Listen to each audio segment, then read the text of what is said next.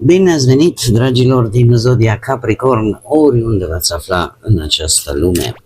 Suntem din nou împreună la o nouă lectură pentru perioada cuprinsă între 3 până pe 9 august.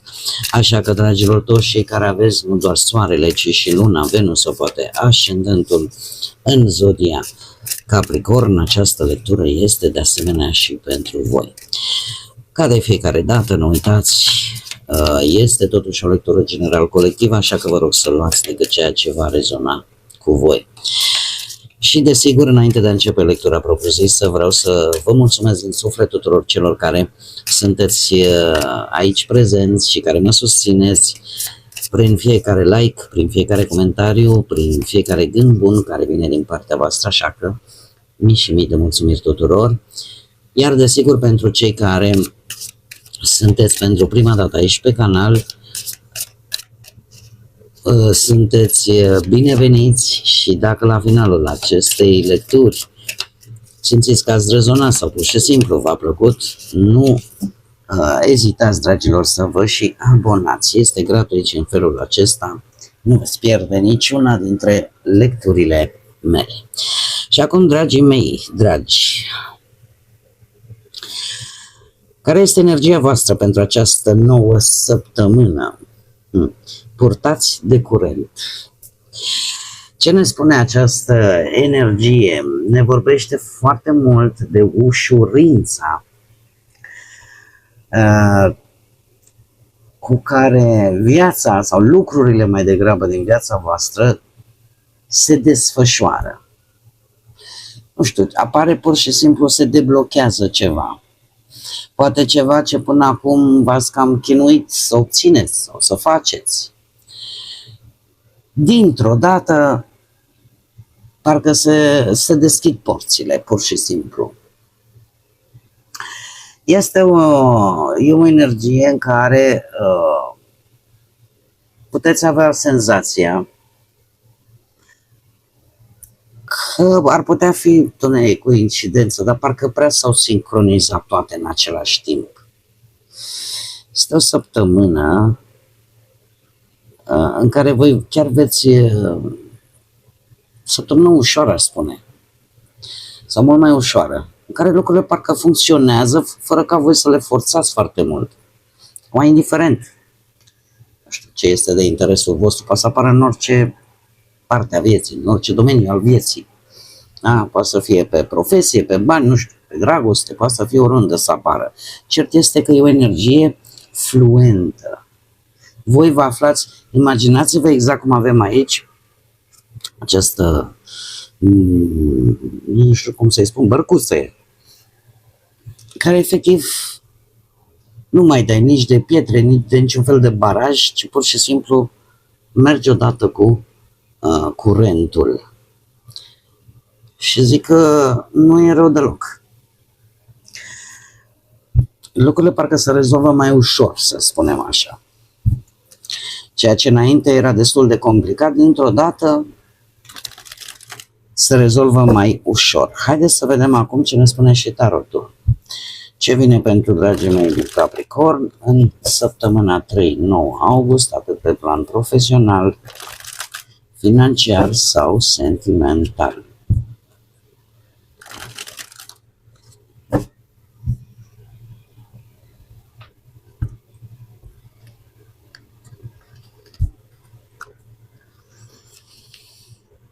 Și avem un paș de monede, luna, turnul, 9 de monede și surpriza săptămânii. Interesant, avem două arcane majore, cei aflați într-o relație și pe partea bănuților. Hai să le clarificăm. Clarificăm, te rog, pajul de monede pentru dragii mei din Capricorn. Foarte multe, ia să vedem. Bă, nu sunt 3. Clarificăm luna. Va trebui să fiți totuși un pic atenți în această săptămână. Da, categoric. Pe partea banilor. Clarificăm turnul, ia să vedem ce vă zguduie pe voi așa tare. E firesc la voi. Așa, clarificăm 9 de monede.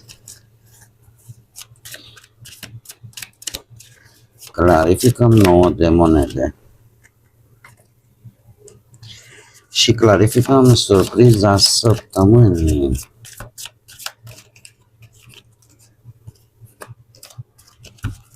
Bun.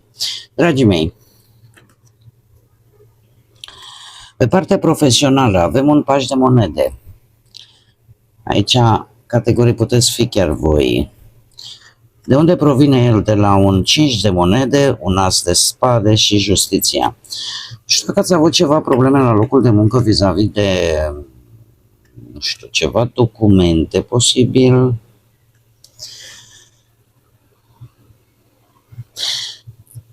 cineva a încercat să, nu știu, orică v-ați simțit voi foarte dați la o parte. Indiferent, zona asta profesională, de către cineva, sau nu vi s-au dat, nu vi s-au plătit poate salariile, ați fost păgubiți de o anumită sumă de bani. Nu știu dacă poate pentru unii chiar ați ajuns în instanță, de ce nu? Pentru că aici, și asta recent s-a întâmplat, aici avem o veste, o informație importantă care v-a deschis mintea, v-a deschis, ați început să înțelegeți de fapt ce s-a întâmplat, despre ce este vorba. Ați văzut un adevăr care v-a clarificat destul de mult lucrurile. Justiția, nu știu dacă zodia balanță de asemenea, poate o să vă spună ceva. În acest caz aș zice că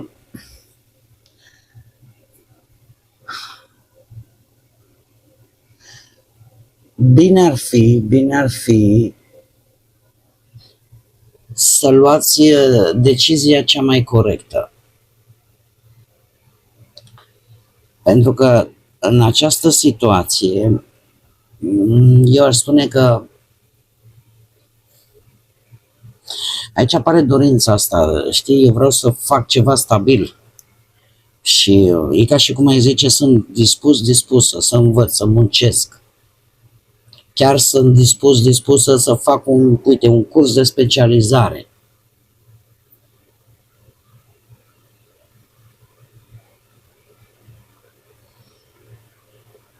Foarte interesantă energia asta. A fost într-adevăr o luptă, ca să zic așa. Pe de altă parte putem vorbi de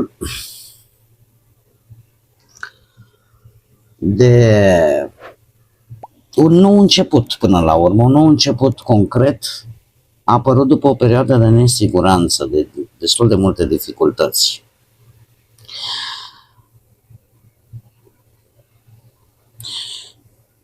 A existat categoric sentimentul că resursele voastre nu erau tocmai suficiente sau poate că munca voastră nu a fost apreciată la adevărata sa valoare, a fost o teamă legată de stabilitatea voastră profesională și chiar, nu știu, aș spune, o perioadă în care voi ați simțit, parcă v-ați simțit așa, dați la o parte, lăsați un pic pe din afară.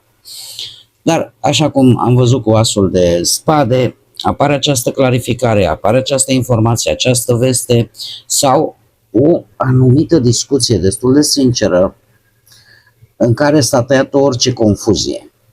Da? Și s-a văzut foarte limpede cam ce trebuie făcut.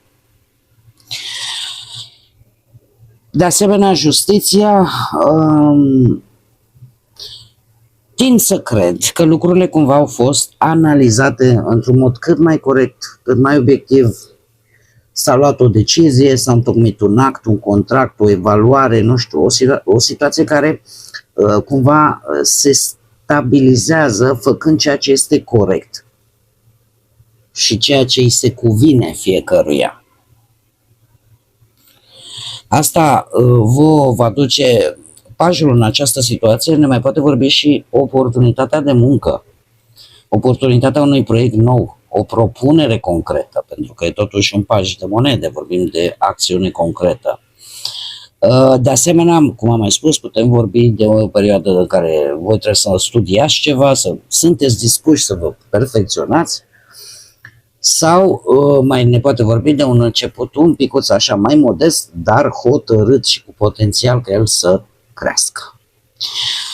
Mergem mai departe, pe partea asta a bănuților. Pe partea bănuților aici avem un 7 de cupe și un 4 de monede, ambele duc la arcanul major Luna. Nu știu dacă zodia Pești vă spune ceva legat de bănuți.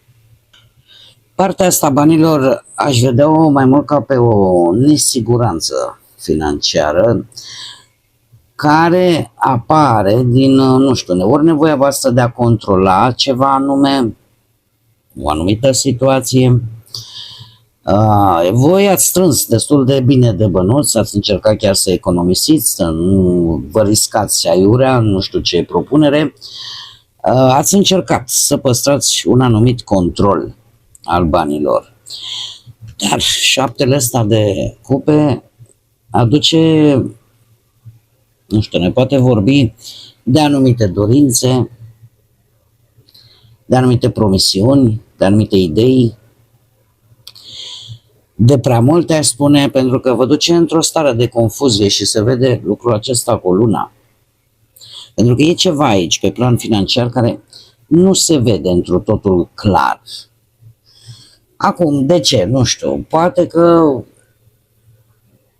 sunteți mai temători, mai neîncrezători, poate faceți tot felul de presupuneri sau poate, nu știu, grijile astea și temerile astea fac ca ideea de a alege o anumită situație sau de a alege o anumită propunere să nu fie așa foarte... E ceva care pe voi vă intrigă în propunerea asta sau în propunerile astea sau în opțiunile astea pe care voi le aveți.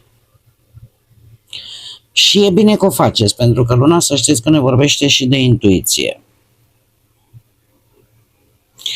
Sau, pur și simplu, ne vorbește de instinctul vostru de supraviețuire. În momentul în care tu vezi, nu prea, eu nu am lucrurile clar, mai bine nu mă risc.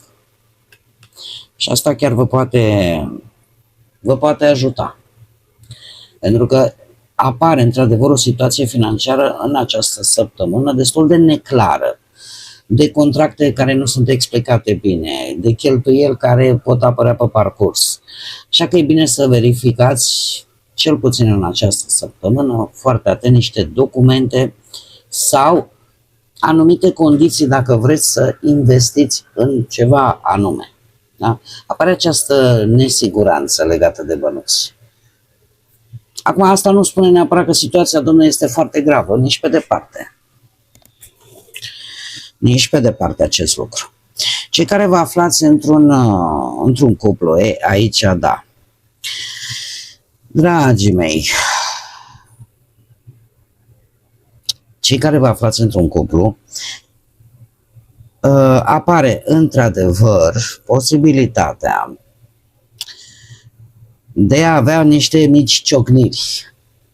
De ce? Păi, optul de monede îmi vorbește de o perioadă în care voi v-ați axat foarte mult pe muncă. Poate că tocmai din acest motiv nu ați petrecut prea puțin timp cu partenerii voștri și asta face ca relația să devină mai mult o asociere decât ceva emoțional. La un moment dat, ceva se întâmplă. Acum, eu am zis că puteți fi voi cei care v-ați ocupat foarte mult pe partea muncii. De ce? Este bine cunoscută această caracteristică zodiei Capricorn, că sunteți foarte muncitori și când vă croiți pe ceva, sunteți trup și suflet acolo. Și în această situație, optul de monede fix despre asta ne vorbește, despre muncă, despre bani. Dar în această săptămână, cu turnul aici, ceva se va schimba și nu neapărat lent, se va schimba foarte brusc. Asta ce înseamnă? Înseamnă că chiar poate să apară o ceartă sau o revelație importantă prin faptul că puteți afla, nu știu, lucruri sau să vi se spună lucruri care să nu vă pice tocmai bine. Sau voi să spuneți, pentru că totuși vorbim de două energii. Asta se poate aplica și celuilalt.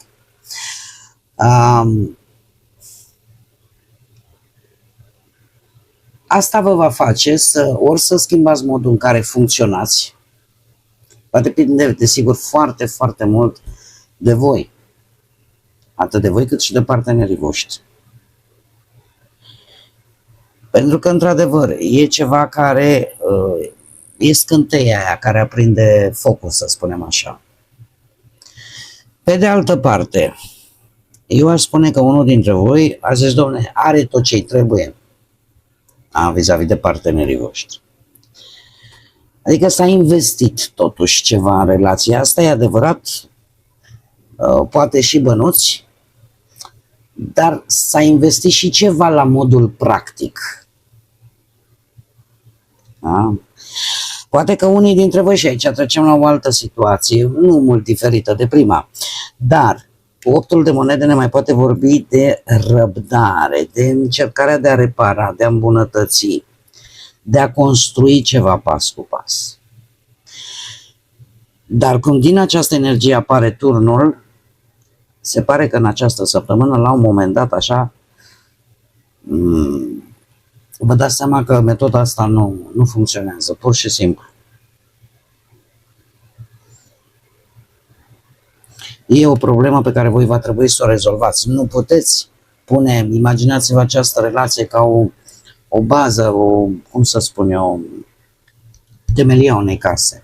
Voi nu mai puteți pune încă o cărămidă la această temelie pentru că e ceva fisurat acolo, care trebuie rezolvat.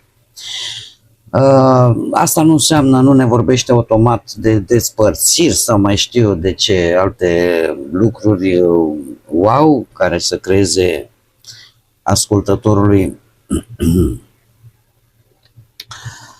cum să zic eu, exclamare, dar e vorba de o discuție foarte sinceră sau un eveniment care schimbă destul de brusc dinamica relației voastre.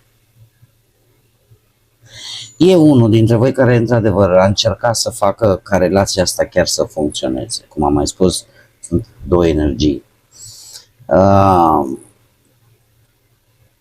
Treaba e că dacă, de exemplu, fundația e crăpată până jos, cumva trebuie schimbată fundația, nu doar reparată la suprafață, da? Trebuie ceva schimbat din temelie. Dar, cum o spun de fiecare dată, asta depinde foarte mult de ce își dorește fiecare. Cei singurei, un nou de monede, de unde vine de la împăratul, zodia Berbec. Dragilor, voi aveți o mulțumire, cel puțin financiară, dacă nu pe parte de muncă. Poate că această realizare, această satisfacție o aduce chiar cineva cu haine de stat, cineva care are, să știți că are autoritate, are putere de decizie, cineva foarte bine organizat.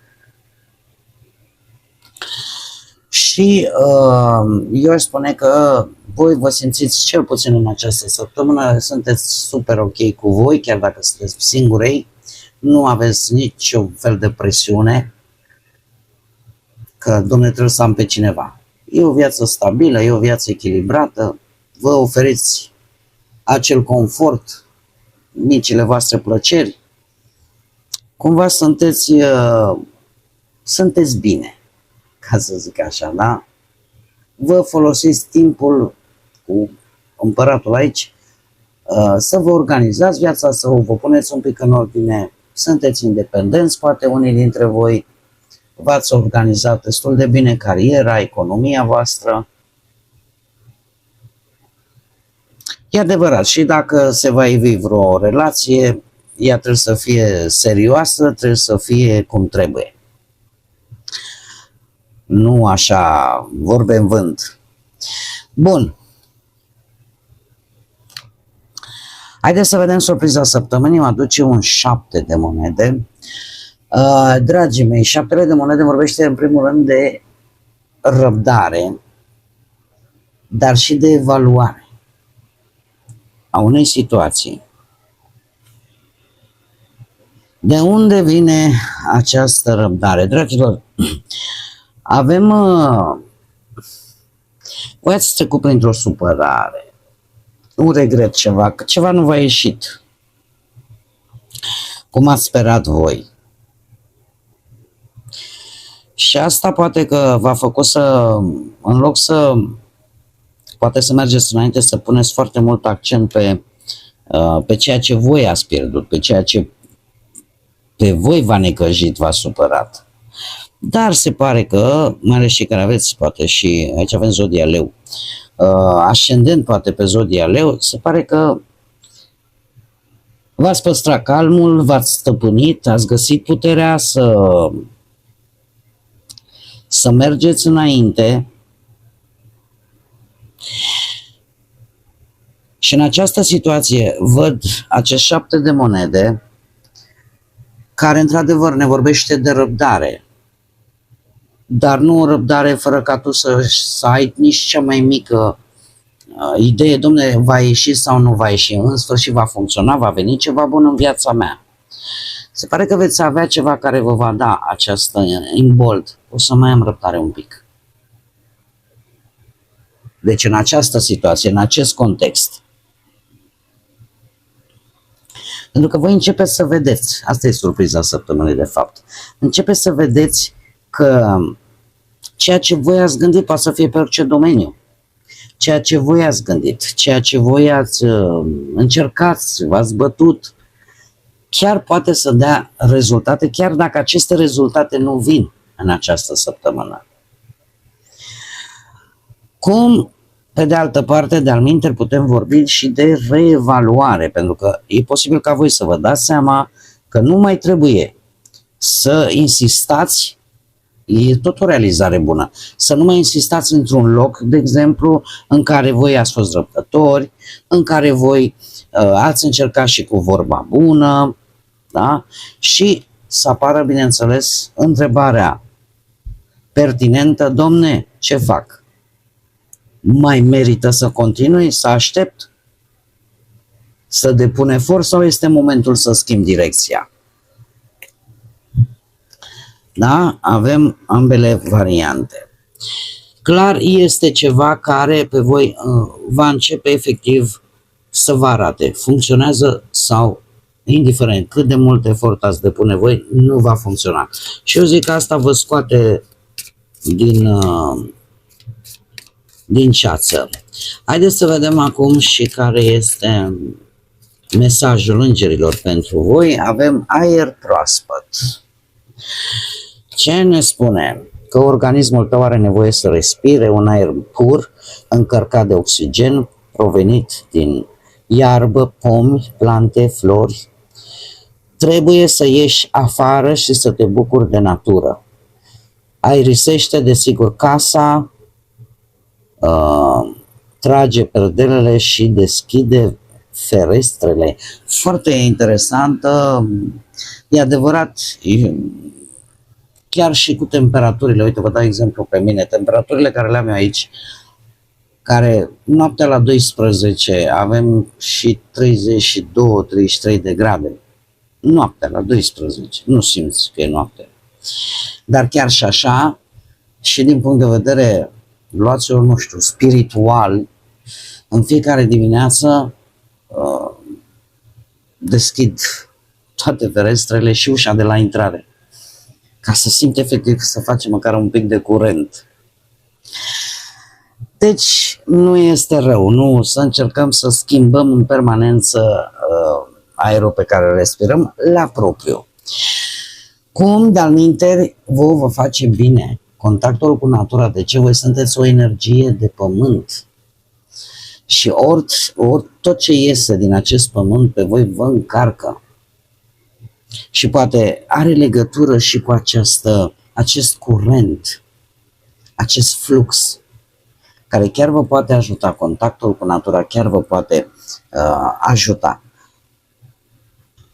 În altă ordine de idei, dacă nu vorbim strict la modul propriu de a lua contact cu natura și cu schimbăm un pic aerul, ne mai poate vorbi și de rutină, de toate grijile astea care vă preocupă în ultima vreme. Voi aveți nevoie să respirați, să vă reconectați, așa cum am mai spus, cu natura, dar în același timp aveți nevoie, cred că cel mai mult, de puțin timp petrecut într-un alt mod decât o faceți în mod obișnuit. Cumva trebuie să ieșiți din zona asta în care poate mulți dintre voi ați stat, o zonă agitată, o zonă care nu vă ajută să gândiți coerent, poate să gândiți limpede, așa că îndemnul îngerilor cam acesta este. Da? Încercați să vă eliberați un pic de această energie foarte tracasantă așa și foarte apăsătoare. Bun, cam atât am avut pentru voi pentru această săptămână, dragii mei. Eu vă mulțumesc tare mult că ați fost alături de mine, iar până data viitoare când ne vom reîntâlni la o nouă lectură, nu uitați, suflete frumoase, să gândiți înalt, să zburați înalt și desigur să lăsați ca pacea, credința, iubirea și lumina să vă însoțească la fiecare pas.